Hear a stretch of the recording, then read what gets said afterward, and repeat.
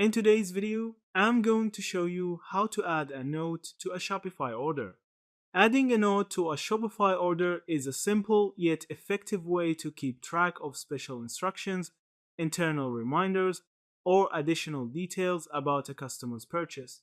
This feature is especially useful for stores that handle custom products, gift orders, or specific fulfillment instructions.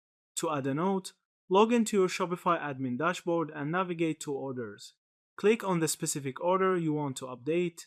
On the Order Details page, look for the Order Notes section, usually located on the right-hand side or near the bottom of the page, depending on your theme and admin layout.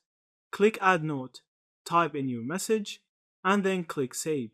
The note will now be attached to the order and visible to your team when processing it. You can use this section to add internal instructions like gift wrap this item or send via express shipping, or to note communications with the customer.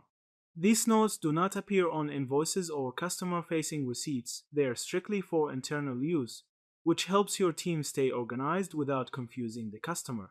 If you're handling multiple orders, Shopify also allows you to filter and search orders with notes, making it easier to track special requests or follow up on orders that require extra attention. Adding notes consistently can improve fulfillment accuracy and overall customer satisfaction.